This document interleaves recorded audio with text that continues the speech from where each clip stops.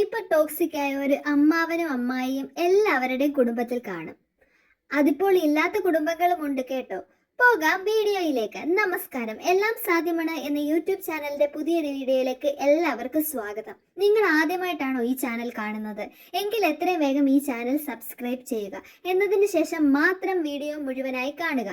Video ഇഷ്ടപ്പെട്ടാൽ like ചെയ്യാനും നിങ്ങളുടെ സുഹൃത്തുക്കൾക്ക് അയച്ചു കൊടുക്കാനും മറക്കത്തില്ലെന്ന് ഞാൻ കരുതുന്നു. ഇനി നോക്കാം, എന്തുകൊണ്ടാണ് ഇത്രയും ഹൈപ്പർ ടോക്സിക് ആയ ആളുകളെ നമ്മൾ പേടിക്കേണ്ട ആവശ്യവും ഇവര് കാരണം നമ്മുടെ മനസ്സിനുണ്ടാവുന്ന ബുദ്ധിമുട്ടുകളെ പറ്റിയിട്ടുമാണ് ഇന്ന് ഞാൻ വീഡിയോയിൽ പറയാൻ ആഗ്രഹിക്കുന്നത്. ആദ്യമേ തന്നെ പറയട്ടെ, ഇത്തരത്തിൽ ഹൈപ്പർ ടോക്സിക് ആയിട്ടുള്ള ആളുകളുടെ ഏറ്റവും വലിയ പ്രത്യേകത നമ്മളുടെ ഉയർച്ച കാണുമ്പോൾ അവർക്ക് സഹിക്കാൻ പറ്റുകയുമില്ല.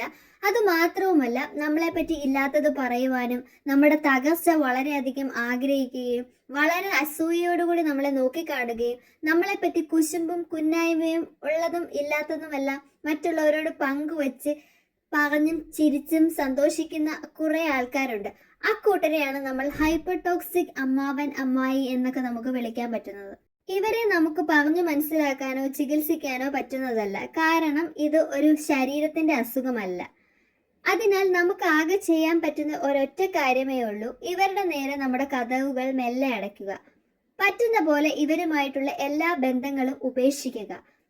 നമുക്ക് സന്തോഷം തരുന്ന ഒരു ചെറിയ ഗ്രൂപ്പ് ആയിക്കോട്ടെ, സുഹൃത്തുക്കളുള്ള ഒരു ചെറിയ ഗ്രൂപ്പ്, ആ ഗ്രൂപ്പിൽ നമ്മൾ വളരെ സന്തോഷമായി തുടരുക.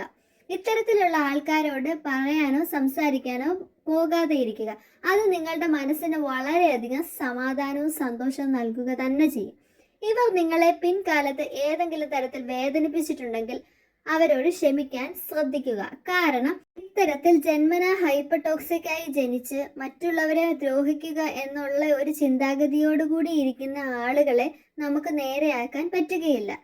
അതിനു പകരം അവരോട് നമ്മൾ ക്ഷമിക്കുകയാണെങ്കിൽ ദൈവം നമ്മളെ കൂടുതലായി അനുഗ്രഹിക്കുക തന്നെ ചെയ്യും. അത് മാത്രവുമല്ല, മതഗ്രന്ഥങ്ങളിൽ പോലും പറയുന്നുണ്ട് ഫോർഗീവ്നെസ് ഒരു ചാരിറ്റിയാണെന്ന്. നമ്മൾ അവരോട് ക്ഷമിക്കുകയാണെങ്കിൽ നമുക്ക് ഒരുപാട് നന്മ ദൈവത്തിൽ നിന്ന് വരാൻ സാധ്യതയുണ്ട്. ശരിയാണ്, ചില സാഹചര്യങ്ങളിൽ നമുക്ക് അവരോട് ക്ഷമിക്കാൻ പറ്റിയെന്ന് വരില്ല. എന്നിരുന്നാലും കാലം നിങ്ങളെ അതിന് ഒരുക്കട്ടെ എന്ന് ഞാൻ ആശംസിക്കുന്നു. ഈ വീഡിയോ നിങ്ങൾക്ക് ഇഷ്ടമായെങ്കിൽ ഈ ചാനൽ എത്രയും വേഗം സബ്സ്ക്രൈബ് ചെയ്യുക. എന്നതിന് ശേഷം വീഡിയോ നിങ്ങളുടെ സുഹൃത്തുക്കൾക്കും അയച്ചു കൊടുക്കാൻ മറക്കരുത്. ഈ വീഡിയോ ഇഷ്ടമായെങ്കിൽ ലൈക്ക് ചെയ്യണം കേട്ടോ. മറ്റൊരു വീഡിയോയുമായി നിങ്ങളുടെ മുന്നിലെത്തുന്നത് വരെ നന്ദി, നമസ്കാരം.